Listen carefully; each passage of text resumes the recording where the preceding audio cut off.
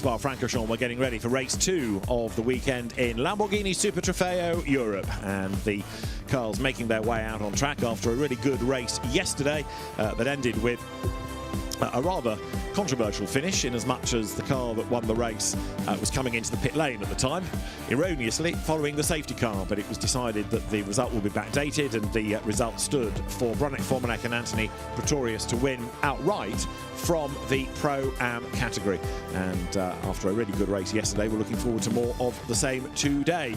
Yesterday was full of battles across all of the classes, and in a 50-minute race with a pit window at 20 to 30 minutes, we're expecting even more on a track now that is 47.7 degrees by way of temperature, the ambience 33.6. Sultry Spa, sweaty Spa, sunny Spa, take your pick, but it has been a really hot weekend and the temperatures are just going up and up and up all the time.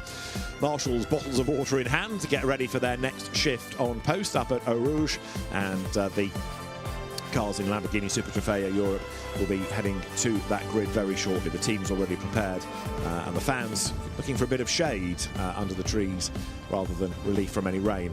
We've had a brief sprinkling yesterday, but nothing like a normal Spa weekend.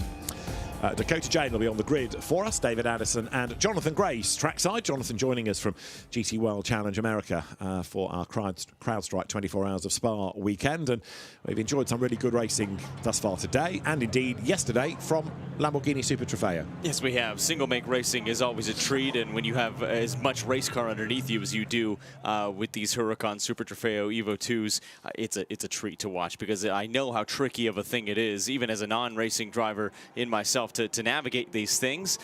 They're a treat to watch. They provide some phenomenal racing. It's a really difficult racing circuit here at the Circuit de Spa-Francorchamps. Many of these drivers returning, many coming here for the very first time, and doing so, as you said, in very treacherous conditions. It is hot, it is greasy, it is slippery, and as we saw from the end of yesterday's race, potentially confusing at times, although the officials have sorted that out to simplify it for us. I think for Ritter and for Brony, he finished second on the road, but one in Pro class, getting their third win of the season in Pro. A pretty handy day. But across all three classes, points-wise, it's, excuse me, all four, I should say, it's pretty tight in the points.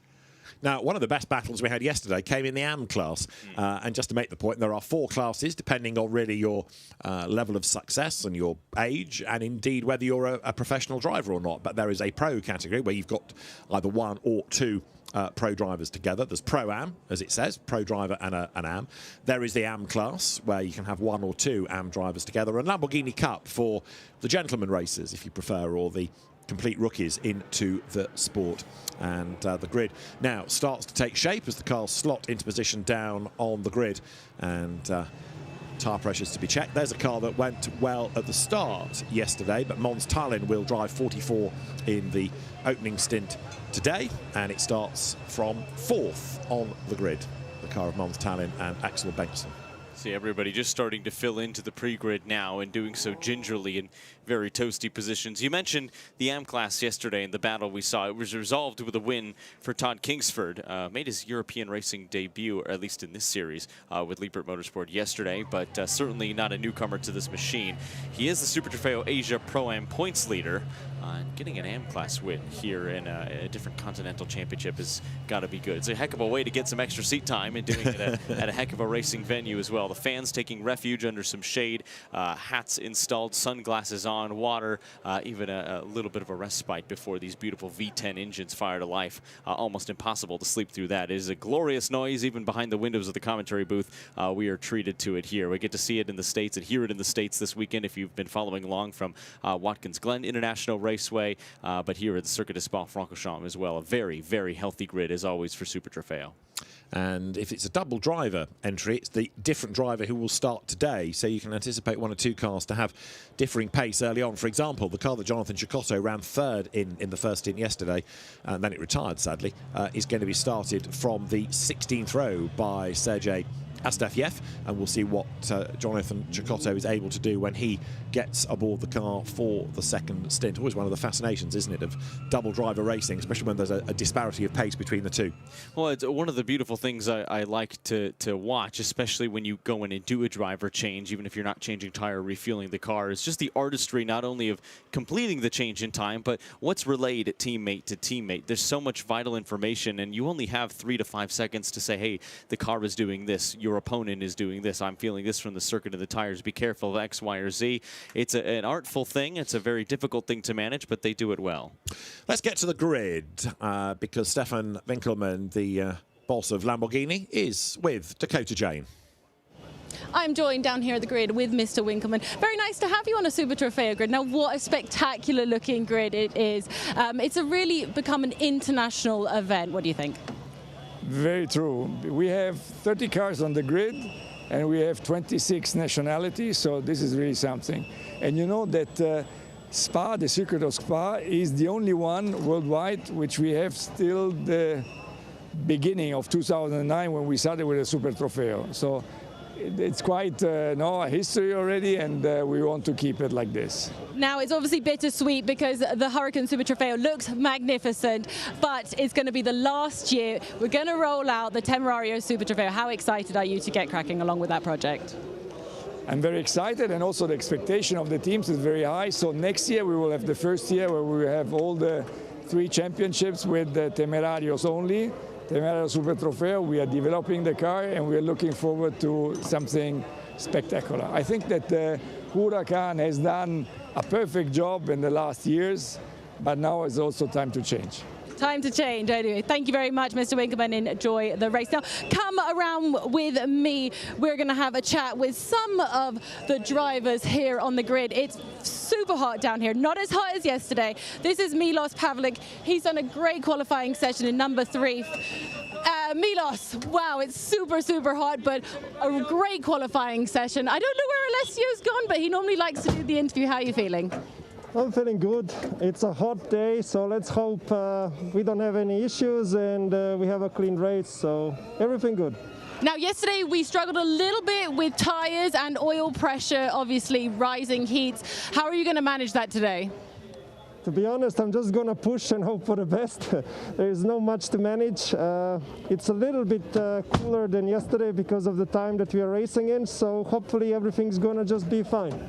Thank you very much, Milos. Okay, we've got Alessio here. Alessio, come stai oggi? Bene, grazie. All good. All good? Are you feeling hot? Yeah, very hot, but let's do a good race. Good luck, in bocca al lupo. Grazie mille. Alessio Ruffini, who is the less experienced of the two drivers. Milos Pavlovic, former champion, going back a long, long time. He used to race in the UK in Formula Vauxhall Junior. Well, that was pretty much done by the end of the late 1990s as a proper promoted championship. So it gives you an idea of how long Milos Pavlovic's been racing. Raced in Formula 3, he's raced in Formula Renault 3.5, GP2, but back in 2014 he was a winner of Lamborghini Super Trofeo in Europe. Let's get back to the grid rather than reminiscing, because another welcome addition to the ranks this weekend is from the Asian Championship, the Kiwi, Chris van der Drift. Now, Chris, you originally did the pole in qualifying, but a penalty has set you back here on the second row. Yes. But it's not a bad place to start. Now, your teammate's Malaysian, so he comes from the heat. He's going to be ready to bring the heat, right? Pro-Am, really tough competition as we saw yesterday. What did you learn from yesterday you could bring to today's race? Well, unfortunately for me, I only got a few laps before we had all the safety cars in full course yellow. So hopefully that's the race today. And when Harry gets in, we just get loads of safety cars and we can have a good result at the end of it. Sadly, I've got to let you go because I can see the 1 minute board. Good luck. Thank you. Yeah, Chris van der Drift, who's been a multiple Carrera Cup Asia champion, but first came to prominence in Europe in the International Formula Master Championship and was very successful in Super League, the soccer themed single-seater competition, but we've not seen much of him in Europe for a long time. It's good to have him back. And Hari O, who is the co-driver, as Dakota made the point, from Malaysia. So this is just like an average day for him, all this heat and humidity. The humidity now, incidentally, 48%. Not quite as bad as yesterday, but it's still jolly warm. Oh, it certainly is. I think for Zario as well, I think comfortability in these machines will be comfortable in the heat, will be comfortable in this platform. He's a regular on the Super Trofeo Asia grid as well, and with a fairly handy teammate as well. Asian Pro Class champion in 2023, as you said. Certainly knows what he's doing, does Van der Rift. Right, we go on to the formation lap then, and the lead car has already pulled away, so the race cars, on instruction from race director Alain Adon, released down towards the hairpin at La Source. The cars all the same, 520 horsepower, 5.2 litre V10 6-speed box. They run on a Hankook tyre, do these Lamborghini Huracans. And as you've been hearing, it's the last season before the new Temerario that we see on the GT3 grid comes into Super Trofeo. Yeah, doing its first 24-hour race as well. That car was debuted internationally in the States earlier in the year, has competed throughout the SRO European season, but a first crack at a 24-hour contest. Jerzy Spinkovic will start on pole, a solo driver with Milos Pavlovic alongside, ahead of Chris van der Drift, and then Mans Tallinn on the second row. On the third row, it is Simone Iaquenta and Hugo Giro, with row 4 being Matthias Salonen and Stefan Lemaire. Row 5 is where you find Patrick Fraboni, second yesterday, with Andrea Spina alongside him. Then on row 6, Nicola Poggiati and Petter Heggeland. The 7th row, Donovan Privitello, Junior, alongside Pietro Parolini. Row 8 is Todd Kingsford, who was the AM winner yesterday, and Karimoje, who was in the gravel in yesterday's race. Row 9, the overall winners, as well as Pro-Am winners, Bronek Formanek, Anthony Pretorius. Bronek starts, Miguel Cristobal is alongside, ahead of Shotrab Kazava and Ola Pettersson. The 11th row is Paolo Biglieri and Pedro Muller-Damant. Row 12, Gregor Mochulski, the AM Championship leader, ahead of Umar Abdallah Basala. Then on row 13, Jakub Knoll and Adalberto Baptista. The 14th row, Francesco Terzo and Philip Tang. The 15th row is Holger Harmsen and Don Yout, the Texan, starting there. The 16th row is where you find Sergei Astafyev in the car that he shares with Jonathan Chicotto, and I'm waiting to see if there's anybody else after that, because Petr Matic was withdrawn from yesterday's race, and the next row, Claudius Gosselin and Ewan Hankey, those cars were withdrawn yesterday. The Hankey and Finley Green car, Finn crashed in Q1, and we were told was order combat, but they've appeared on the grid sheet, but I'm not convinced we're going to see those last three. Petr Matic, Claudius Gosselin, the ex-Formula 3000 and FIA GT Viper driver, and Ewan Hankey, who normally you can find in McLarens these days, but Ewan tempted to come and join Finley Green, but it's not actually happened for him. Either race, I don't think will he be able to start because of the damage sustained in Q1. A couple cars out of position as well. Keep your eye toward the rear of the field. That number 70 Lippert Motorsport car, Brendan Leach and Donald Yount, I think might have a strong chance of charging through the field. Certainly saw that plenty of pace in hand yesterday. Yeah, Brendan Leach particularly. Absolutely. As a former champion. Don Yount, good to have him back. One of his visits to Europe. As you've been making the point, Jonathan, the lure of Spa just does something, doesn't it? Oh, it certainly does. It draws out the best in people. We just saw that in the GT4 race. We've been seeing it in the single-make championships all day long. Certainly is the case here in Lamborghini Super Trofeo as well. Yeah. There's a little bit of extra incentive to win at a track like Spa. Yeah, what's that line out of The Godfather? Just when I thought I was out, they pulled me back in. It's a bit like that with Spa. You can't keep away from the place.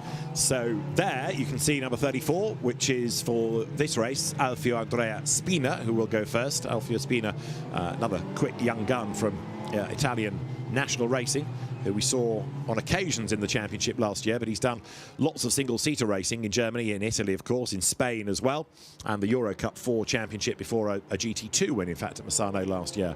So now the field getting itself into formation. 50 minutes are on the clock. Mandatory pit window between 20 and 30. Longer pit stop if you are on your own, because you have an advantage, a little advantage, but an advantage nonetheless, of knowing what the car and indeed the track is going to feel like. So the Urus lead car brings them back, and as Spinkovic's got a problem, he suddenly peeled to one side there, the pole car. He just seemed to hesitate, but no, I think he's all right. Yes, he's had a lot of bad luck. He was a winner here last year for his first win, but Spinkovic's then now picks up the pace again. He came to Lamborghini Super Trofeo from Clio Cup racing. And yes, Spinkovic's then in that unique racing car on pole position, the predominantly orange effort. That's Milos Pavlovic alongside. One or two drivers watching, but also listening to their favourite music to get themselves in the zone. And the lead car then peels off the racetrack. We are ready to go for the second race of the weekend in Lamborghini Super Trofeo Europe. The lights on the gantry red will go green. Spinkovic then accelerates away. Milos Pavlovic tries to cover him off, but they're going to go toe-to-toe up towards La Source for the first time. A big dive being made on the outside as well by Chris van der Drift as they all funnel through the corner. Van der Drift then to the inside line as well. We've got more and more of them being run out wide. The one that's gone really wide through the gravel was Simone Iaquenta. So as they go downhill then for the first time, it looks like Van der Drift has managed to grab the advantage. Spinkovic second. Pavlovic hanging on a third place round the outside, and he's just about done it as Iaquenta goes way off the circuit there. And managing to rejoin, though, but what a dream start from Van der Drift as well. Started fourth on the grid and solidified himself with a daring move around the outside. Notice the top two going well inside, and now he's on the brakes with enough of a margin behind to not be challenged into Les Combes, but battles further back in the field as they go too wide. I think 6 rows back all the way as they finish the run down the Kemmel Straight. Everybody clean so far in the opening part of the lap, but this is where it can get really hairy as you descend the hill.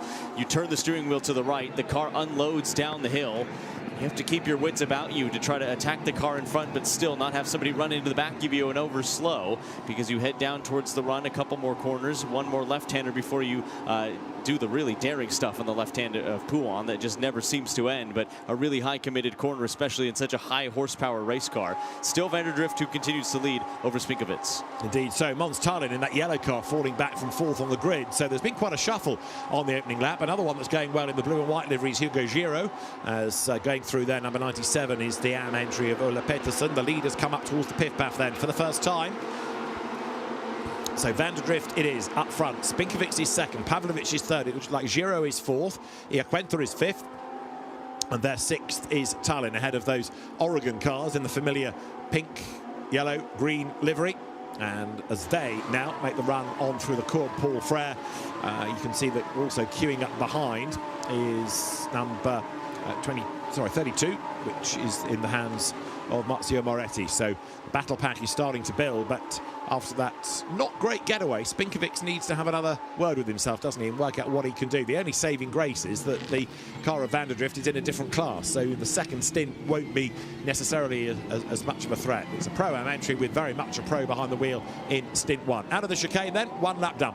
Yeah, Tuomalo is the next threat behind for Spinkovic. And he's made 3 positions up on the start already, so he's charging. If you're going to worry about the pace of anybody, the 88 has had a very, very nice opening lap. Yeah, you're right. So Tuomala going very nicely, and that's the car that he shares with Mattia Salonen. And that was that car going wide, coming out of La Source and losing a place as through goes Simone Iaquenta, takes the position away. So that puts Iaquenta now up into 4th.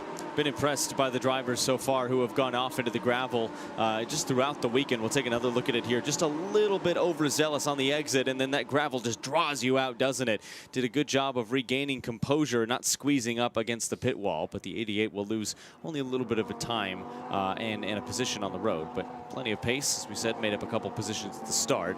Not out of the question that he might make those back. Moves happening further afield. That's the number 8 Lamborghini. Provatello installed 14th position on the road.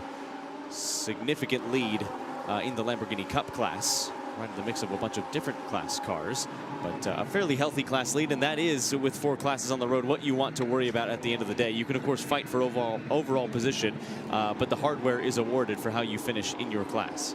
Absolutely right. Confirmation 88 started by Mattia Salonen, so the transponder was set for the wrong driver. So it's Salonen in 88. Tuomala will take it over for stint 2, but Van der Drift leading the way, 1 second to the good right now. As you see there, number 66, Miguel Cristobal, in the car that he shares with Paul Levey that had a really odd start yesterday. The overheating sensor caused the car to effectively switch itself off just as the lights went green, so Levey had to get out of the way and let the thing cool down and then go again, and after that it was absolutely fine. Stefan Lemray, meanwhile, there, number 27, in that very patriotic Belgian liveried car, goes up through Cours Paul Frere as the leading AM right now, and Stefan was racing here in GT4 last week in an Alpine, a huge enthusiast. He will find something to race somewhere every weekend pretty much, but he does tend to specialise these days in sports cars or GT cars, and he's a man to watch in that class. Leaders then down to the chicane. Vanderdrift, he's not really getting away, is he? No, not at all. Had a really nice start and was very aggressive at the start, but Spinkovic and Pavlovic are going with him. Lest we forget about the car in fourth place as well, although a little bit further back. It's the top three who have separated in their two respective classes. But you're right, it's not as much of a gap as I would have thought. There, just going through the shot, the grey car, Simone Iaquinta, he's being told he's got to give back one place. He's just done it, look at the top of the screen. Remember, he was way off the road on that opening lap of the race up at Eau Rouge, and he's been told to give back one position, which has now been done. So Salonen goes ahead of Iaquinta for fourth place.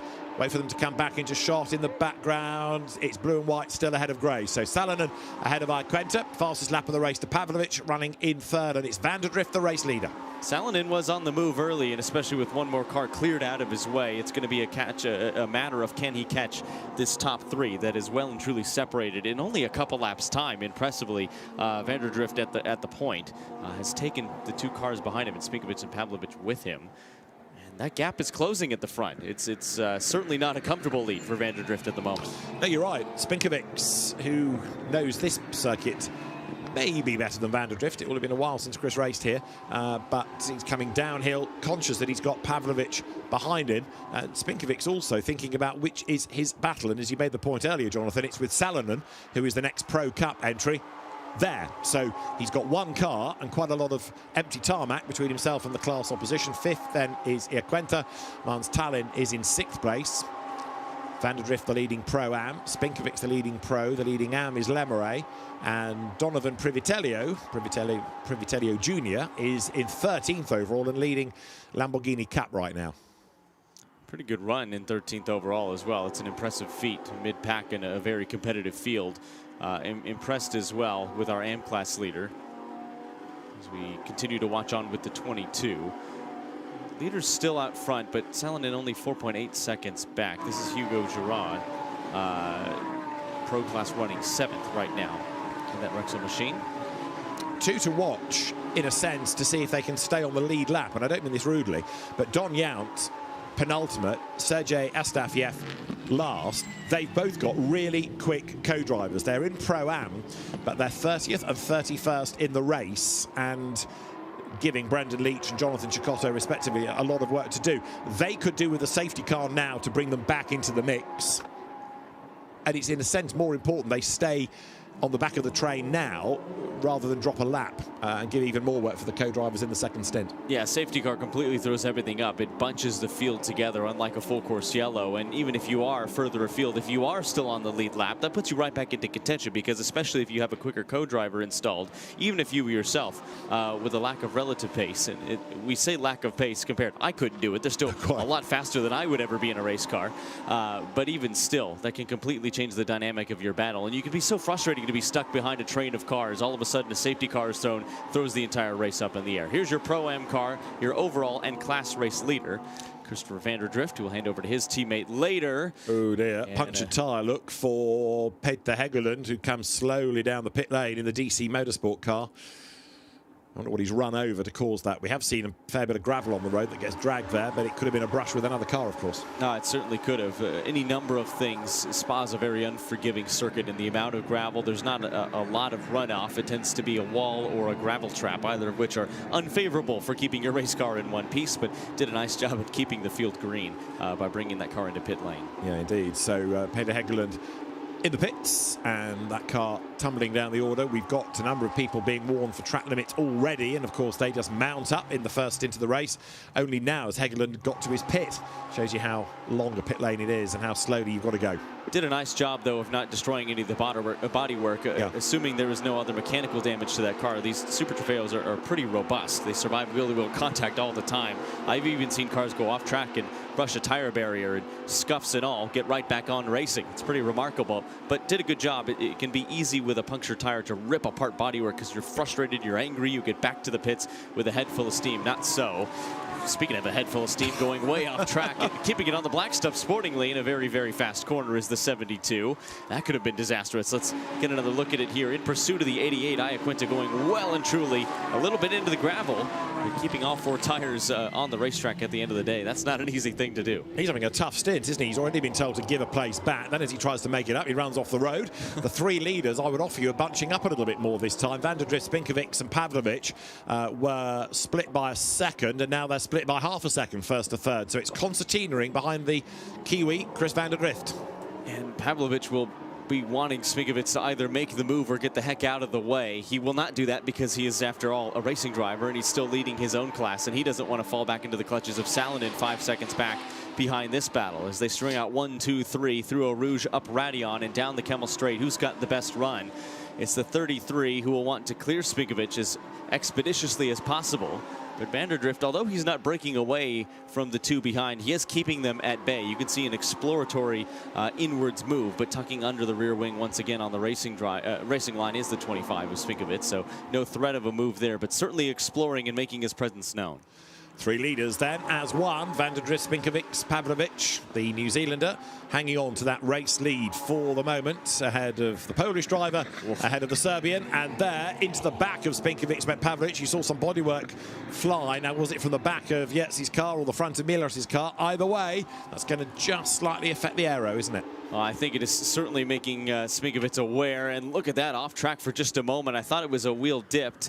And here's another look to the inside, defending with Spinkovic, and I'm not sure if it was a canard or a bit of a diffuser. Either way, probably a nominal aerodynamic loss, but what it has done is allowed just a meager 3/10 gap for van der Drift at the front of this field. But again, Pavlovic and Spinkovic not fighting for class position. They are in different classes. Spinkovic is the leader in his respective class, chasing down van der Drift, your overall leader, but van der Drift's rival is Pavlovic. Jerzy Spinkovic doing a nice job at holding on second at the moment, albeit with a little bit of contact from the car behind. They've separated just by a little bit now and have gone another half of a second to the good over Salonen running in 4th. That's the 88 car who's been making up ground early with Iaquinta in pursuit. And there's a look at that battle now as they come through frame. Battles further back in the field. The 69 had a very interesting start of the race. The 22 has been busy as well. These 2 have found each other on track yet again. And off the road goes Lemeray as he tries to get round the outside, which he does, but he's probably going to have to give that place back because he's done it by gaining an advantage off the track, hasn't he? Yeah, he certainly did. That white line is your margin, so to speak, to the braking zone of the bus stop. 61 now goes just a little bit deep to try to defend that position. Lemeray, who was your AM class leader by quite some way over yesterday's winner in Kingford, who's marked down in 17th place. Let's take another look at it here. Coming up through the runge towards Blanchimont. This is one of the most committed corners on the racetrack, way, way wide and off the track, swooping around the outside and then continuing definitely outside of the white line and the candy striping and the green paint. That is well and truly off of the racing line. An advantage made, but position has not been relinquished yet. Trouble is, he was lapping a car. So I wonder how that goes down in race control, because it was the car of Hegeland after its puncture that he was negotiating. But yeah, a quirky one in a sense. Meanwhile, van der Drift now is under huge pressure, isn't he, from Spinkovic? Those 2 running together here as they come out of Les Combes through the stones and been dragged onto the circuit and down now towards Bruxelles. The contact between Spinkovic and Pavlovic from here a lap ago has been noted by race control. That's not to say that anything will happen, but they've said, yeah, we saw it. Well, it's a difficult thing, isn't it? Because it didn't necessarily affect anything. The cars stayed as they were. Nobody spun. And you never want to penalize the result of an accident or the lack thereof. But either way, the stewards are brighter minds than mine, and they have access to exponentially more data, intellect, and camera angles than we do. So we'll defer to them for a decision. But either way, the 3 at the front of this field hold station. And even though they are in different classes, Spinkovic and van der Drift might be fighting this one a little bit harder than you would think for 2 cars that are not competing against one another for class honors. Big swap of the steering wheel, a little snap of oversteer for the man in 2nd place. It's allowed Pavlovic to close right back in, who has to back out of it and hold a little bit firmer on the brake pedal to not run into the back of the 25. So there, 33, Pavlovich drops a little ground as he got in that dirty air. Carl washed out. The contact, no further action. So it's been looked at. Race control say, yeah, and. So we can play on. Van der Drift leads the way. Just Spinkovic still charging on behind him. It's been a bittersweet place, this for Yetzi. He had a first Super Trofeo win here. He also had a fair old accident here as well, which took him out for a weekend. So he comes into the chicane. That graphic on the bottom of the screen is largely for the benefit of the fans trackside who are watching all of this on the big screens, just reminding them to keep drinking. It is so hot here this weekend, and protect themselves from the sun. The same is kind of true of the marshals and indeed of our cameramen who have been out, and camera girls who've been out in the elements all weekend thus far and are in for a long old day, manning cameras, manning marshals posts in these conditions. So well done to everybody involved. It is absolutely debilitating outside, and yet the show must go on.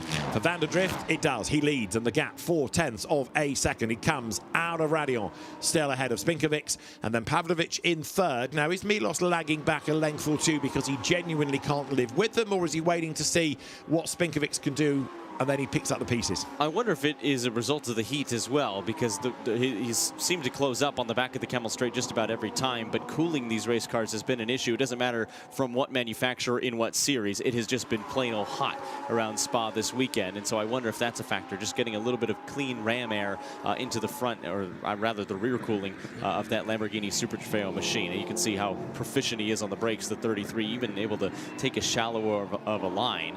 And a spin for the 67, a whole host of gravel kicked up as that down at La Source. It's Peter Muller Damant's car. He should be able to get going from there, assuming that it's not so hot that he can't fire it up. But he does get going. He has to drive through the gravel. If you think why, well, the lock on one of these cars is not mega, so it's the only way really you can create the arc. So an absolute boot full of revs hauls the car through the gravel and brings more gravel onto the circuit. Anyway, he's back in the race. The road is clear. That's the good news. Tell you what, the fans sitting outside of turn 1 just got a heck of a show as well. They got a beautiful roaring engine note as that V10 was likely at or near the limiter, and then a whole host of gravel sprayed up as well. Did a nice job to get that back on the black stuff. The battle at the front of this field as a flame kicks off the back of the exhaust of Pavlovich's number 33 Lamborghini. Continues to run as they have for the last couple of laps. Nobody really able to gain an advantage on the other. We've seen Pavlovich and Spinkovic come to blows, but that is really the only contact we've seen. Now, while we watch what's going on track, hear from Rogerio Grotti in the pit lane. Dakota's with him. Roger, currently running in 7th, but 5th in class, so it looks pretty good at the moment. Your teammates obviously trying to stay out in clean air in order to cool the car down. This is your first year in Super Trofeo, so how are you finding it? The competition's really tough now. Yeah, it's been quite tough. Even as Brazilian, this heart is way too much.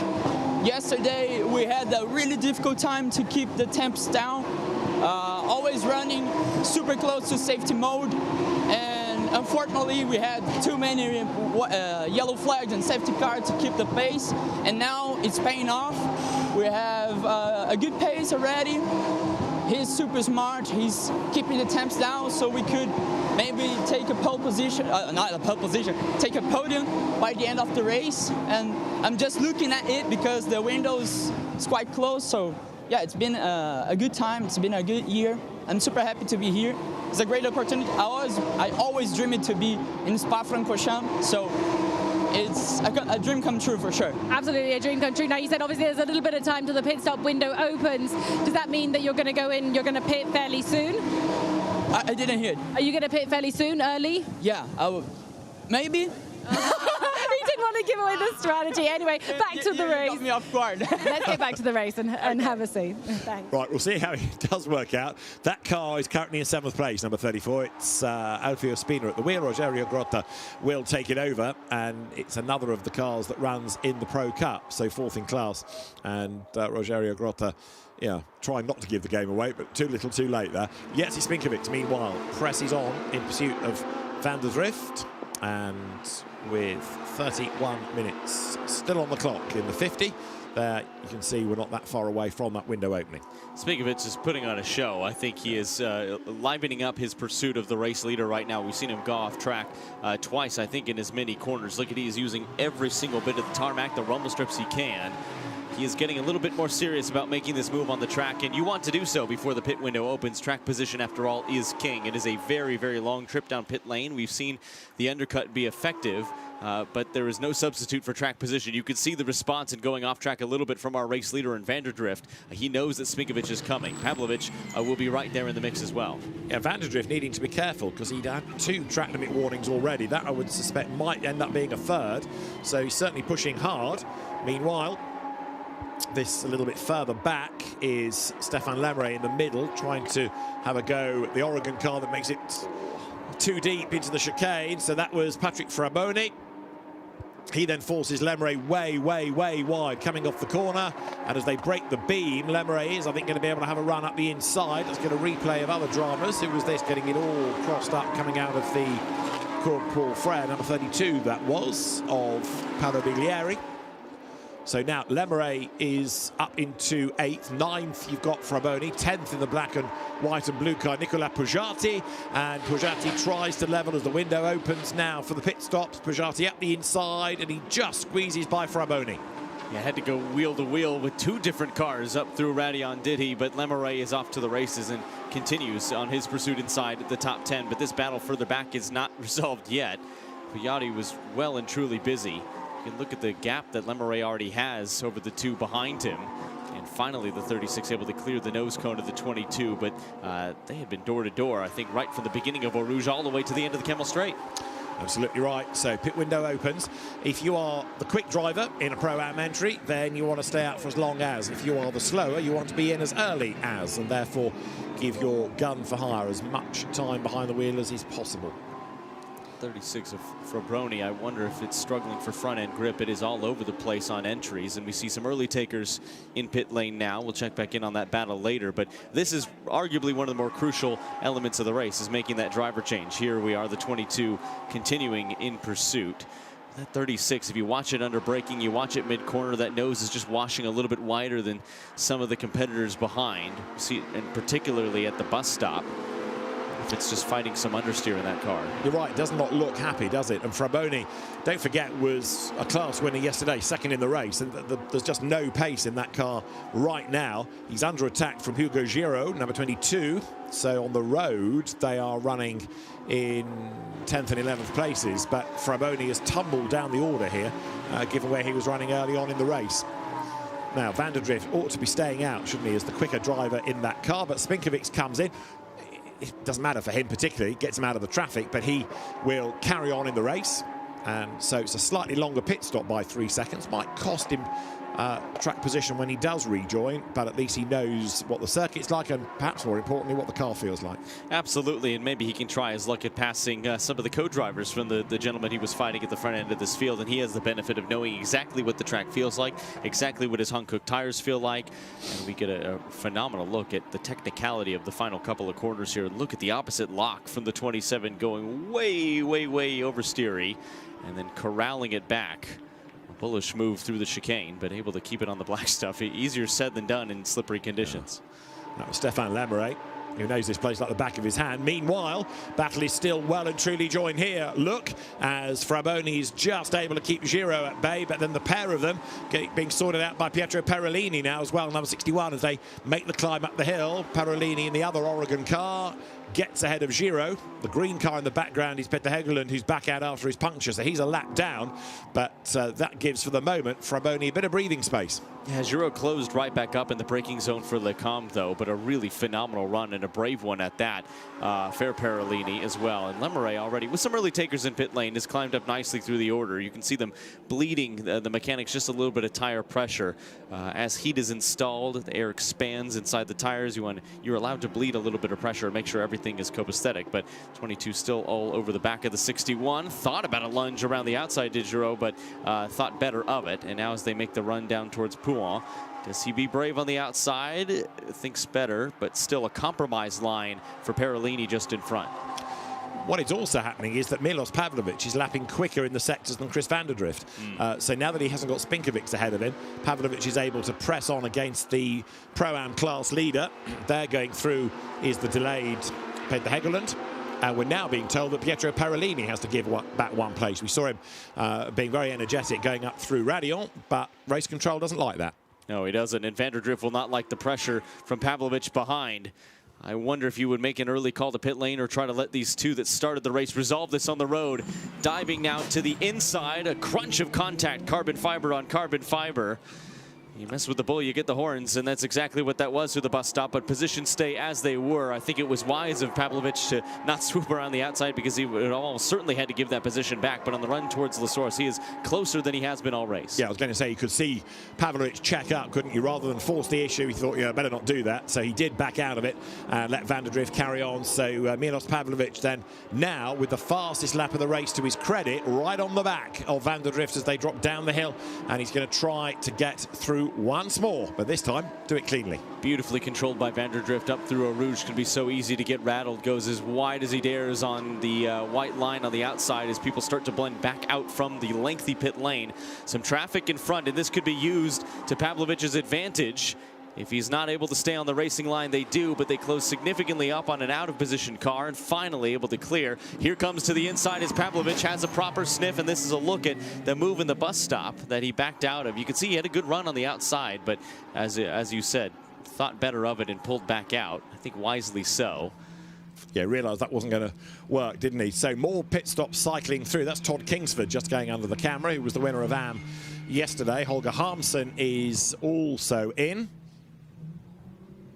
So more and more of these regulation pit stops being sorted out. You've only got 10 minutes to do them. And if you're here, the quick driver, as Vanderdrift and Pavlovich are in these Pro-Am entries, you want to time it absolutely right. And the team needs to be on the radio to say, this is your last lap, or you can squeeze one more out. Just up the road ahead is the car of Shotrab Kazva, which should be given over to Egor Oronshev. And it's now Oronshev behind the wheel. So the order shuffles now, partly because of the stops and partly because of who takes over into stint 2. I love the audio we're getting just ducked underneath our commentary as well. The roaring engine notes, but the squeal of the Hankook tires that are just tortured in this Belgian heat right now. And I think it's an indication of how hard these two are fighting at the front of this field. Vanderdrift is nearly drifting around every corner. He's fighting maybe a little bit of understeer as the tires are starting to wear away. You have to save enough in the tank, so to speak, for the second phase of this race. But of course, you do want that track position. Driver changes continue to be underway, and a drink of liquid as well, probably a mixture of water or a cocktail of electrolytes to keep yourself hydrated and focused, especially if you're a single driver staying aboard for the entirety of this 50-minute contest. That is an arduous thing. But Pavlovich continues to pressure. Has not made the move yet, but has certainly made his presence known. Race leaders have gone by, and Chikoto and Pavlovich, Vanderdrift and Pavlovich split by 3/10. Chikoto is in my mind because he's doing absolute purple sectors, best sectors now, having taken over from Sergei Afastiev in a car that didn't finish the race yesterday. But even so, Chikoto still needs a safety car to really bring him back into the mix, because it's quite a long way down the pecking order. Now there, very good up the hill is Pavlovich, and now gets the tow from Vanderdrift. It could be on here for a move for the race lead. Let's see. They're heading in towards Les Combes, but no, in a straight line. Vanderdrift just looks as though he's slightly the quicker. Yeah, he did. It looked like a really good launch initially out of Radion from Pavlovich, but just stalled out a little bit there. I wonder if it was a toe broken, but no, not quite. The two nearly come to blows as Vanderdrift went off the track into the gravel. It's now a brave move to the outside from Pavlovich, who's going to try to get on the binders a little bit later and duck a nose ahead, and he does. This is for the overall race lead, maintains his position in class. Move not done yet. He has to solidify himself in front, and he finally does. But the pressure from Vanderdrift, who would love to regain the lead of this motor race, it's still behind, and he'll be tucked up right under the rear wing as they head down towards Pouan. Fastest lap of the race done by Chikoto now, with two absolute bests and a personal, and the Pro-Am lead then in favour of Milos Pavlovich, the race lead in favour of Milos Pavlovich. Weird, isn't it? For the bulk of that first stint, could not do anything about Spinkovic. Then released, he's away, he's on the back, and he's passed. So Pavlovich then now showing what he's capable of and edging away from Chris Vanderdrift as he comes towards the end of his stint. You've got Salonen running third. There is Spina running in fourth as Iquenta has come into the pit lane out of that leading group. Track limit warnings for everybody reset. Race has 21.5 minutes still to go there. New leader, Milos Pavlovich. So he comes out of the Cours Paul Frere. He goes up towards Blanchimont with, in second place, the car of Chris Vanderdrift. And you also saw in the background the Michenek Motorsport car. Winning yesterday was Bronek Formanek and Anthony Pretorius, but they find themselves a little bit further down the pecking order today. Bit of tyre smoke hovering there from Pavlovic, and now he decides it's time to come in. So he's got the lead, and that's the perfect way to give the car to your customer. But Vanderdrift is going to go right with him, and look at him close right back up. It's not the pit lane until you hit that pit limit line, and any advantage that Pavlovic had gained closed right back up under braking. Vanderdrift was as late as you dared, stood on the brake pedal, and they're nose to tail in pit lane as well. So that advantage has erased. It's just who can get the better of the pit stops. But look at him, absolutely nose to tail on the pit limiter. And the whole train coming in. Salonen is in, Spina is in, Lemare is in, Auger is in. After his spin, Pedermuller Downant is in as well. So it's a really busy pit lane right now. And don't forget, if you are short on the pit stop, there's a penalty to come. So you've got to get that release of the car absolutely right. And that's Jerzy Spinkovic. Now, don't forget, he was in that leading battle early on. Now was the dust we saw in the air at the exit of Lecum down to Spinkovic. Let's find out. He's in the traffic here with Iaquinta, and oh dear, oh dear, oh dear. Iaquinta way off after that contact. And 20 minutes to go. There's another car that's now stationary. Look at the top of Radion. That has the feel of it being 22, which is the now Nathaniel Baraby car. It's certainly a Scuderia Veloba Corsa car. And Iaquinta is in the gravel, so Spinkovic surely is going to get a penalty for that incident. And the car that Kevin Gilardoni had just taken over from Simone Iaquinta in the gravel and out of the race for absolute definite.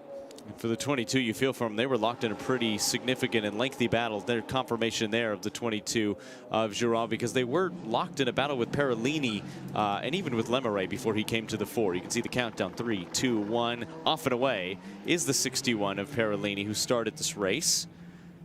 It'd be Joseph Knopp who climbs aboard for the second stint. So the pit stops cycle through, the window now done, and yellow confirmed by race control at turn 3, but I wonder whether we're going to end up with a safety car to get that out of the way. Might help one or two. Got a lot of yellow flags now. Turn 7 as well. So 3 is Radion. That's where we've seen the Scuderia Veloba Corsa car stop. And then we've also got Kevin Gilardini in the gravel. And the significance about Gilardini being in the gravel is that that's the car that was the championship leader coming to the weekend, number 72, the one that we saw get Spinkovic. And so significant as far as championship is concerned, all of this. There in super slow-mo is Jerzy Spinkovic launching himself over that high curb at the first part of the chicane. Yeah, it ate up a lot of curb. You can take curbs even in these stiffly sprung Huracan Super Trofeos, but that much curb certainly unset the balance just a little bit. I'm sure you absolutely felt that one in the seat. Now there, 44 making progress. That's now Axel Bengtsson, and behind him is Henry Tuomala. So they are getting themselves now through the slower AMs in the Pro-Am cars. Way to one side there is Kevin Gilardoni's car, but I just wonder whether that can stay there or whether it needs moving. This is Spinkovic up the inside now. So this is your lead battle in real terms. You're looking at yellow, you're looking at blue and white, you're looking at orange. They're the cars with the pro drivers at the wheel, and Axel Bengtsson launches up the inside of Hariot, who's kind of trying to have his own race, but also not get in the way of the quicker drivers. They all come flooding past him, don't they? Coming down the hill with Spinkovic having gone by, and also in that is number 61. That was started by Pietro Perellini, and Josef Knopp now takes over. And Tuomala right well and truly in the mix as well, goes a little bit wide, and this will help the leader in Ruffini. He said had a quiet first phase of the race, had done well in the hands of his teammate in Talon, but has come alive here out of the pit stop sequence and how quickly things can change. There, Spinkovic gets ahead of Tuomala, so the Finnish driver drops back a spot, Henry Tuomala, and Jerzy Spinkovic carries on, but the incident between him and Gilardoni is under investigation, so I fear for him, and the safety car is being deployed anyway. So if you're getting a time penalty, a safety car is not what you want to see, but the safety car is called with 16.5 minutes on the clock. Yeah, we had turn yellows at 3 of our corners here, at 3, 7, and 8 respectively. And understandably, this is one of the most dangerous parts of the racetrack, and the 72 still off in the gravel. We saw that car hit and spun, had gone nowhere, and had stayed stationary in the gravel trap. Pretty impossible to move that under your own might, and impossible to recover without slowing the field, at least under a full course yellow, but race control electing to throw the safety car. And for what was already a pretty spicy battle for the lead, this will continue to hot up in the Belgian heat once we do go racing, but I don't know that we'll have a lot of time to go racing once we do go green, if we do in fact get there. I think we should have a little bit of time, but it'll be a shootout to the end. Well, indeed. Yeah, so got 2 cars to move, although obviously there's more than one intervention crew. There going by is the car of Umar Abdullah Basalama. So 22, Hugo Giro needs to be back into that, and oh dear. Oh boy. Big round of applause from the grandstand opposite that. Kevin Gilardoni's car needs definite help to get that out of the way. But Hugo Giro trying to get back to the car that was started. In fact, was it Giro? Yes, it was still Giro at the wheel. Italian Barabin never got into that car in the race. But yeah, that's going to haunt him, that bit of footage. So, over the line, Alessio Ruffini was the race leader from Axel Bengtsson, and then Jerzy Spinkovic in 3rd place. Henry Tuamala is 4th. Rogerio Grotta is in 5th, and Benedetto Strignano 6th. But with Spinkovic under investigation, got to say, it's looking pretty promising, this, for the Bengtsson Tallinn car that you rightly made the point was nowhere really in the opening stint of the race. Yeah, it was strong but an unceremonious opening stint, and it has all of a sudden announced itself right from the outlap and has done a nice job. Has put itself firmly at the class lead, and 2nd place is charging for the overall race lead as well if we do go green one more time. Here's a look on with the number 31 machine as well. A very busy race yesterday, running in clear air at the moment behind the safety car. And this is a car in the hands of Cacciato right now that we thought would charge through the order. Put in some really, really impressive lap times after taking over from the teammates. Started right at the rear of the field. Did the 31 in the hands of Astafiev. Cacciato, I think, will be wanting this field to go back to green as quickly as possible, but we'll have the benefit of the field being bunched up. Here is your then race leader, no longer hopping over the curbs in the opening stint of the race, with plenty of cars in pursuit. That was the top 3. Here's a look on with the 27. Another one of our class leaders in AM by quite some margin. Yeah, the car that Chris van der Drift drove now in the hands of Harry O. First time he's raced Spa, so it's been quite a learning curve. That now number 70, Don Yout's given it over to Brendan Leach. That's another one that's trying to climb back up the order. Safety car does help, but then you need lots of laps the other side. Leach has got to 18th, but still off the podium within Pro-Am.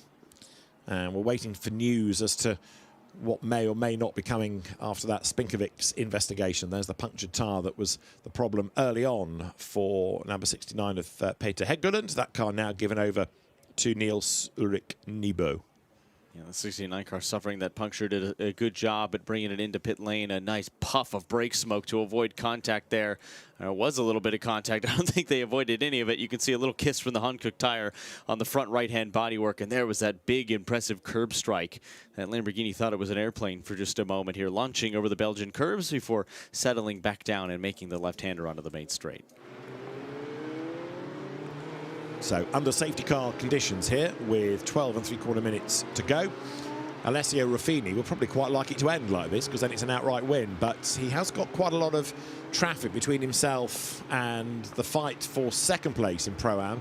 Harry O versus Igor Orodchev. Orodchev is an absolute weapon, so he could be the real danger there. He certainly should clear O without problems, but it's whether he can get up onto the back of Ruffini depending on how many minutes of the race are left. In this heat today, it has been a factor. Probably a welcome bit of respite for these drivers. It won't lower the temperature in the cockpit any, but the engines are running to lower revs. You have not quite as much cool air coming in, but a chance to catch your breath at least. That safety car going very, very slowly, coming out of the Cours Paul Frère. Now, on the one hand, you think, OK, well, maybe the race director is telling that to be the case so that we don't have too many laps eaten away within this safety car period, but the downside is that the slower you go, the less air is going to get through the car, so they probably want to go at a reasonable pace. While we have the safety car for Kevin Gilardoni's car being pulled out of the gravel, let us hear from Alfio Spina, teammate, co-driver to Rogerio Grossa. Dakota's with him. Alfino, fresh out of the car. Obviously, we've got the safety car out at the moment. What's the track conditions like? Obviously, very hot. We know that. But are there any corners that in particular you're struggling with? Yeah. The track is very hot. So from the beginning, we try to don't overdrive for the tires, and I try to manage in the best way to lift the car good to my teammates. And let's see now. The most difficult corner is the Rouge, and last corner there is a lot of wheel spin in the exit and first corner. So let's see. Now it's obviously looking good for you because the number 25, currently driven by Jersey, is under investigation for an incident. So that could put you in the running for P3. What's possible? I hope. We will see. It's a very difficult condition, so I hope that I leave the car in a very good condition for my teammates, and I hope that we will reach the podium. And obviously this is your first race at a premiere stagioni in Super Trofeo. Come ti trovi? I need to do experience with this car because it's a lot different compared to the last one, but I'm very happy. It's funny to drive, so I'm happy. In bocca al lupo. Thank you very much. Alfio Spina did race a Lamborghini last year, but that was in a GT2 outing at Misano. So the safety car is going to be in this time. 10 minutes are on the clock. That's going to give us probably about 7, roughly, when it gets back towards the timing line.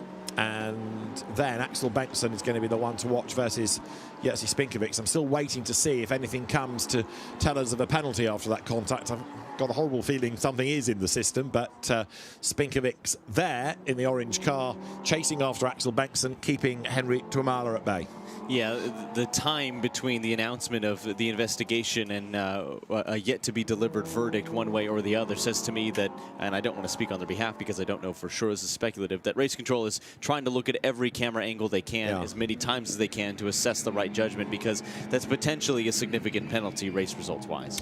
Alessio Ruffini leads the race and leads Pro-Am. Axel Bengtsson is second and leading Pro. The leading Am entry, Rodrigue Gillian, who's taken over from Stéphane Lemeray.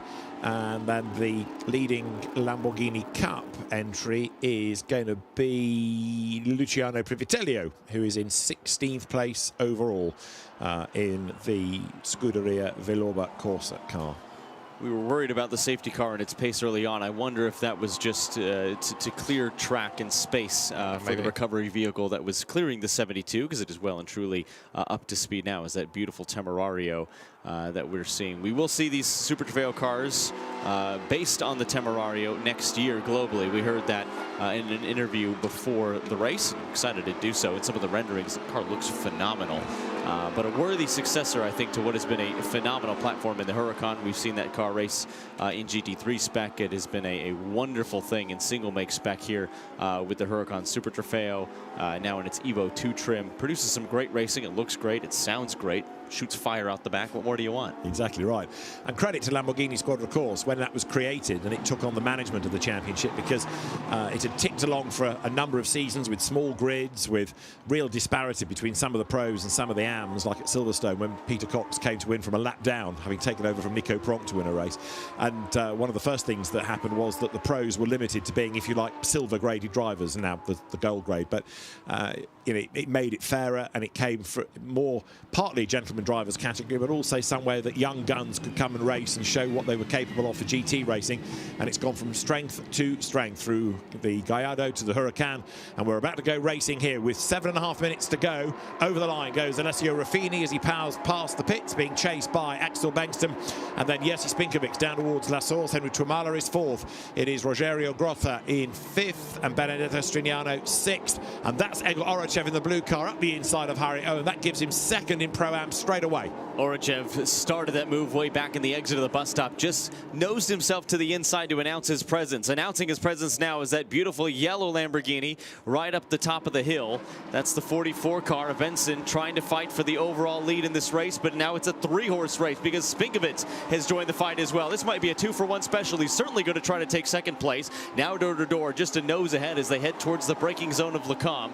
A flash of the headlights to let the leader and Ruffini know he's there. They will hold station, and the 25 of Spinkovich will slot back in the order, but that was very nearly 3 wide. This one is not done yet, though. Benson still on the outside. And he's trying to attack for the lead and defend second. Alessio Ruffini doesn't necessarily have to squabble against them, but he does want that overall win. He's still defending at Brussels. He might go a bit deep into the corner here.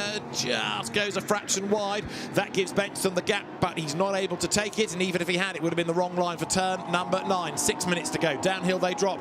But look at this queue of cars now going all the way back to 7th place. Ruffini ahead of Benson. Then it's Spinkovich. Then it's Tuamala. Then it's Grotta. Then it's Strignano. Then it's Orodchev. And Orodchev lines up for another move on the inside, and he gets ahead of Grotta.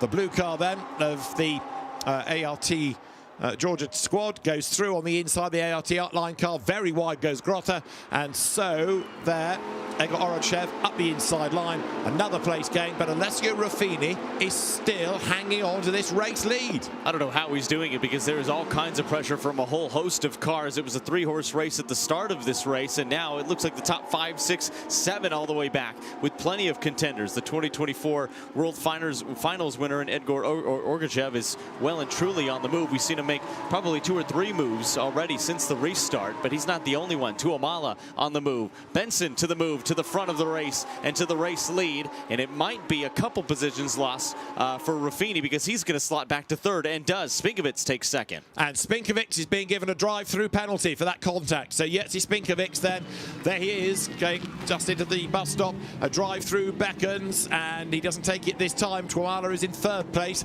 Then you've got Strignano working his way up the order. So Ruffini has dropped back in the queue behind Orodchev, and that means now that the Pro-Am lead has changed in favour of the blue car that you can see coming towards La Source. Egor Orodchev ahead of the orange and green livery, carried by Alessio Ruffini. That's the one that's sort of reminiscent of the Mazda Le Mans winning colours of orange and green of 1991. But right now here, you've got the effort being made by Benedetto Strignano to have a go at Henry Tuamala. This is for 3rd place as they plunge downhill. It's going to be for 2nd shortly when Spinkovich pits. And there, bravely, Strignano goes through. That's up into 2nd, and here comes Orodchev. So the Pro-Am leader is an absolute missile. Egor Orodchev goes steaming through, another place gained. Orodchev unsatisfied with the Pro-Am lead. He wants the overall lead of this motor race, and he can see the bright yellow Lamborghini through his windshield, but a couple cars still left to clear as he hits the brakes on the calm, changes direction, sets on with the 2nd sector of this lap. But that chrome blue Lamborghini is on the move, and he is making his presence known. It's been a wonderful second stint since the restart. Realizes that he has less than 4 minutes to get to the 4, squealing Hankook tires to send the hill. Plenty of battles all the way up and down the field, but I am unbelievably impressed by the pace in that number 12 Lamborghini right now. Yeah, Egor Orodchev is really flying, isn't he? And he's not done yet. Remember that just up the road ahead of him is Henry Tuamala. Jerzy Spinkovich yet to serve that drive-through penalty. If he doesn't, it'll be converted into a time penalty at the end of the race, so he might be thinking of staying out there, but let's wait and see as the cars pour their way now out of Pouan and down into Pif Paf. So Ruffini just keeping at bay. Grotta, you've also got number 36 of Silas Rutter coming into the mix now. Silas Rutter in the car that was started by Patrick Fraboni that we thought had a problem at one point. You've also got the white car of Paul Levet in this mix. These are the pros in the Pro-Am cars coming into it, with Pretorius, yesterday's race winner, in the sort of red, white and blue Czech Michenek Motorsport car. There it is in the background. So Ruffini, 2nd currently within Pro-Am, and his rival is going to be Paul Levet. Levet has got past Pretorius there. The white car is Levet, and he's going after the orange and green car of Ruffini. And Grotta on the move as well, trying to hunt down Ruffini, going way wide over the curves in Blanchiment, and now the sister car is going to be joining the action as well. Look at Ritter and Pretorius just behind too. They close up under brakes, all in pursuit of that number 88 car in front, who has made tremendous move. The 66 going way wide, being shuffled all the way out over the striping, finally gets back on track. Brendan Leach was the one that did the shuffling, and the penalty for Spinkovich is going to be converted into a 75-second time penalty, so massively costly. But that's what it would take to drive down the pit lane. Spinkovich then will drop way down. Dropping down also, that's Anthony Pretorius going wide into the gravel, and past him you could see went Brendan Leach, and Marzio Moretti is going to go through as well. There's another car, as you saw, off, and it's the Privitellios that were leading in Lamborghini Cup that have now had a spin. So Lamborghini Cup goes the way of Umar Basalamach in number 86. It is all happening late race, and we've got 1 minute and 43 to go. So There might just be time to squeeze one more lap out of this. LeVay finally with a tiny bit of breathing room has allowed him to close up just a little bit too, but the 36 continues to fall under pressure, moves further back in the field. This is the 8 going well around the outside and being spun. It looked like it was close, and immediately the yellow flashing. Here's another look at it as well. The 8 just closing in, the 23 not turning as much as it would have liked, leaving that car stranded. Francesco Terzo was the one that did the turning, and Brendan Leach still on a charge here. So Axel Bengtsson is the race leader. Jerzy Spinkovic is a notional second, but it's really Benedetto Strignano who is going to take that place. And very deep there was Silas Rutter in 36. Got away with that, but I just was a bit fearful that he had a problem, the line that he took coming into the corner. So the shuffling continues. Leach crumpled nose on the front of that Lamborghini, doesn't matter. Started back in the hands of his teammate on the 15th row of the grid with Dan Yont, and is charged all the way up, knocking on the door of the top 10 and trying to knock his teammate, or excuse me, his rival in the 66 out of position. That's Paul LeVay, who's had his hands full in the laps as of late. But Brendan Leach, a mighty pilot behind the wheel. And that's now second and third in Pro-Am because they've just jumped ahead of Ruffini. Paul LeVay goes second in Pro-Am. Brendan Leach, as you say, with that damage on the front of the car, is third, and also coming up to have a go now Matteo Moretti against, as you can see, Alessio Ruffini, who goes a little bit wide coming through Blanchimont. The race leaders then have got, what, 7 seconds on the clock, and they've just gone through to do one more lap. So by a handful of seconds, they've got one more lap to run. And if it's anything like this, we're in for a treat. Yeah, 31, Jonathan Cecotto in that green car. Remember, that was in last place in the first stint. Cecotto has hauled it up to 14th, and he's not done yet. No, not absolutely. Two cars that were back markers by position only, certainly not pace in the hands of their teammates in the second stint of this race. Leach falls into that category. Jonathan Cecotto bobbing this way and that, now on the outside of the racing line, trying to back himself up to get a good enough run into Eau Rouge. Thought about going door to door for a second. They're getting squeezed all the way against the old pit wall.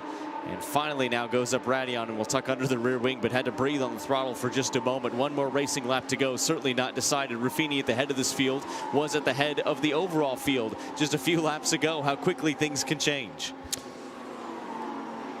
Now, Francesco Terzo that we saw getting involved with the Privitellios, a drive-through penalty converted to 75 seconds to be applied post-race. This now is for third on the road, second in the race because of the penalty for Spinkovic, and it is Egor Orodchev in the blue car, the Pro-Am leader, on the back of Benedetto Strignano. They are about to drop downhill. You can see the leader, Axel Bengtsson, in the yellow livery, kind of ignore Jerzy Spinkovic, but then that's your fight for second place, and another one has come to grief, and that's at the exit of La Source. That car is going no further, and it shouldn't affect things here. It'll be a yellow flag zone after the checkered flag, but well beached in the gravel. Orodchev is charging, but I don't think there's anything that Spinkovic can do about the lead gap as it stands. Benson has done everything right since the restart. As he got to the 4, he has kept it and has opened up a modest gap, but it is enough of a gap here on the last lap. Just about a second and a half to the good over his class rival. It's Benson, Spinkovic, and Strignano who run 1, 2, 3. Orodchev fighting, knocking on the door of an overall podium. We'll wait to see how that resolves. Runs 4th at the moment, but in the lead of his class after charging well up the order. It was Philip Tang's car that was stranded over at turn 1, but it's going to be a first win then for Axel Bengtsson and for Mans Tallinn. The pair of them have worked well together already thus far this season, and the two Swedes then in the Leipzig Motorsport car will accelerate out of the chicane. Checkered flag is at the ready, and Axel Bengtsson brings it home. Axel Bengtsson wins with Mans Tallinn. Second is going to go the way of Benedetto Strignano, and third, and a Pro-Am winning third at that, Egor Orodchev. And now Brendan Leach and Paul LeVay getting themselves together, and I think Leach backs out of that to let LeVay take the place rather than risk a penalty. That's where you can see the pro brain working in that Pro-Am car. Absolutely, and wisely he may have actually trapped his compatriot into a penalty as well, and that might be decided after the checkered flag. Either way, wise driving from Brendan Leach. Yeah, by forcing a track limit there. So for Pro-Am honours, we've seen Orodchev over the line. For Am honours, Rodrigue Gillion's had a drama because Todd Kingsford is ahead now in 89, the Australian who won yesterday. So Lamborghini Cup has just been won for his first victory by Umar Basalama. Good effort, well done. And there, Axel Bengtsson again, part of this racing is to keep away from penalties, and he and Mans Tallinn have done a very good job of that. 4th on the grid, race win, and Jerzy Spinkovic, had he not been involved in that incident, would have been 2nd, but as it is, he is 23rd. Oh, that's a significant one, isn't it? How lengthy the pit lane is, and just a couple misjudgments there. Spinning the 72 led to, in part, to that safety car period that we saw. Helped nobody more than Axel Benston, who sticks his hand out the window. Not only, I think, to get a little bit of fresh air. I wouldn't call it cool air because it's very hot. It's almost 35 degrees Celsius around the Spa-Francorchamps circuit, but also able to slide the hand out and give a little wave to the fans who are braving the heat to watch what was a tremendous round 2 of the weekend for Lamborghini Super Trofeo Europe. Yeah, cracking racing as ever. And there's one more support race here before Lamborghinis come back on track as part of the massive 10 manufacturer entry for the CrowdStrike 24 Hours of Spa. Delighted co-drivers, of course. Mans Tallinn celebrating a race win. The Lippert team has been a stalwart squad in Lamborghini Super Trofeo for many, many seasons. And everybody coming to congratulate our winning drivers.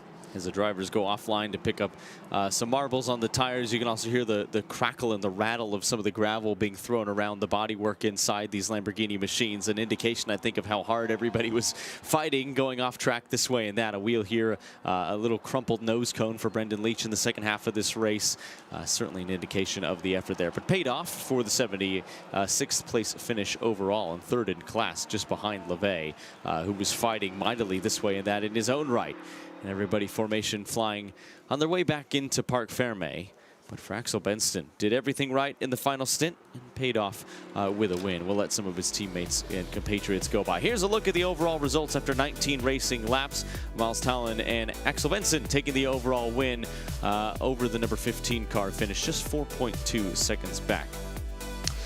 So Mans Tallinn and Axel Bengtsson take that first win of the season from Benedetto Strignano and Nicola Prujati. Shotram Kazava giving way to the very quick Igor Orochev, and they won Pro-Am. Henry Tuomala and Mathieu Salonen were 4th, with Miguel Cristobal and Paul LeVay 5th. 2nd in Pro-Am ahead of Don Yout and Brendan Leach up from the back row of the grid. Patrick Fraboni 7th with the help of Silas Rutter. We had a class win in Am for Todd Kingsford, and Umar Basalama was the winner in Lamborghini Cup. Todd Kingsford at the end sweeps the weekend in unlikely fashion, just a 0.7 of a second advantage when it was all said and done after late dramas for then class leader. So the fans getting themselves ready for a bit of nostalgia here, because GT3 Legends will be next. The older GT3 cars from the earlier age of the GT3 period, celebrating 20 years. This year, of course, is GT3, and we'll have the drivers making their way to the pit lane shortly. So we hopefully can hear from our Super Swedes that have taken the win. The cars, even though some of the teams are based in the endurance pits, they'll use the F1 pits for the scrutineering bay. Let's have a look at the best bits of race 2 of the weekend that began with Jerzy Spinkovic's car from pole, squabbling with Milos Pavlovic down to turn 1. So busy were they squabbling, Chris van der Drift managed to nip up the inside, and the Kiwi pounced. He led coming out the other side, as out through the gravel went Simone Iaquinto, and he dropped back with Mans Tallinn's yellow car, just being able to ease alongside and then take the place. Iaquinto, though, had another moment late in his stint through the gravel, and that car and gravel weren't still done. Van der Drift led Spinkovic, who went rally crossing coming out of Le Combe, and that allowed the car of Milos Pavlovic to have a dive. There was contact. Race control said it was just one of those things. A punctured tyre, though, ultimately did for 69. That was the car in the second stint, Ulrich Niels Nebo. Contact between the leaders once Spinkovic had pitted, but there, Milos Pavlovic electing not to force the issue. He tried again at Le Combe, got sideways and had another go on the outside of Van der Drift. And at Bruxelles, he made it work all the way around the outside, and a brave effort by Milos Pavlovic. In the end, the car way down in class. Spinkovic got involved with Kevin Gilardoni. That brought out the safety car, and it also gave Spinkovic a penalty that dropped him way back to 24th place in the end. Harry O let the quicker pro drivers get ahead of him, and that was enough for Axel Bengtsson to lead the race and start to pull away as Alessio Ruffini dropped down the order in class, having taken over 33 from Milos Pavlovic. As the field turned through the chicane, the next one to watch was Igor Orochev in the blue car, number 12. The ART Artline entry working its way through the pack and on target for a class win, as Francesco Terzo rather clumsily got into the back of Luciano Privitello and cost him a Lamborghini Cup win, as Mats Tallinn and Axel Bengtsson came through victorious for their first win in Lamborghini Super Trofeo Europe.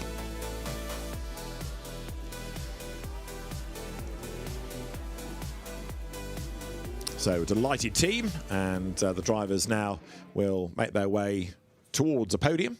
But prior to that, might be able to grab a word with our race winners. Looking down from the top of the pit building. 46th, Renault Kuppens getting out of a car that had a spin and a puncture early on, didn't it, in yesterday's race. And Dakota is on the spot. She's found Axel Bengtsson, and he can reflect on a maiden win in Super Trofeo Europe. What a fantastic win. After 2 good qualifying sessions, you're finally on the podium, and also in your first year of Super Trofeo. How does that feel? It feels incredible. I think we had a really good shot yesterday at arriving at the podium, and I think today was just a target to get some good points. But we ended up first, and we always knew that we had a fast car. Today we could capitalize, so it's amazing. And obviously, what would you say to your teammate? He's not here, he's coming up from the endurance pit, but you know, you're going to pass on our congratulations. What would you say to him? I mean, to be able to handle that pressure and keep the tires that fresh. The car felt like new when I jumped in. That's all I can ask for. He did a terrific job, so just hats off. Congratulations, a fantastic day for you. Thank you very much, Axel. Axel Bengtsson, they're very happy moving to a GT-style car from front-wheel drive TCR touring cars. Really different style. Could not be more diametrically opposed to the Lamborghini Super Trofeo. High horsepower, rear-wheel drive, a lot to corral. You see a beautiful shot of our overall winning car navigate the ever-tricky bus stop chicane. Hands as smooth as ever. It was a smooth drive. It was controlled for a car that had a lot of pace in it right from the beginning. Qualified well and finished even better. Started on the second row of the grid, and a maiden victory at a place like Spa is going to taste all the sweeter. Yeah, it was interesting the way that car sort of came alive in that second stint. It was always there or thereabouts in the first part of the race, but it was never really a factor in that leading battle. But put a different driver on board, and it didn't half fly. What about Pro-Am? Egor Orodchev and Shota Abkhazova are victorious there. Paul, congratulations. It was a really tough race. It really came down to those last few minutes, and everyone was either struggling or taking advantage of it. How are you feeling? Yeah, typical Super Trofeo race in the second stint between amateurs and pros, so you have to find a way through traffic. Never easy, but with the experience I have, it helps a lot. Yeah, and the fantastic car of VSR helps. So thank you, Ricky. Thank you, Vincenzo. Thank you, Ale. Thank you, everyone. Obviously, you're super happy to be back on the podium. Last year, obviously, you were on the podium a lot. This year is your first podium, and that's is a good feeling? No, second podium, Dakota. Yesterday was a podium. It's the second one, but yeah, tricky start of the season, but it's okay. Time to get used to with my teammate, with Miguel, and yeah, things are starting to work. So yeah, really happy to see finally some results, and we'll push hard for the second part of the season. Congratulations. Thank you very much. So a penalty has been applied to the Orodchev Abkhazova car, which gives Paul Levay the category win in the car that he shares with Miguel Cristobal. So things shuffling all the time here, but a good result for them. Podium yesterday after that tough start. The car had an overheating sensor at the start of the race, so it sort of didn't get away, but they fought back very well yesterday. Miguel Cristobal bringing it home. Today, Paul Levay brings it home. What a difference a day makes as well. Treacherous conditions at Spa striking yesterday, and good pace, proving that it had, that driver pairing proving that they had enough pace in hand to bring it home today, and of course capitalizing from misfortune from what was a very fast car in the number 12. Orodchev had a monster second stint there, but plenty of action. I think we could spend another hour talking through all the storylines from this race. It was a packed weekend of racing here at Spa-Francorchamps, but a heck of a good one as well. So, all action from the Lamborghini Super Trofeo Europe here at Spa-Francorchamps, and we'll see you next time as the championships story continues.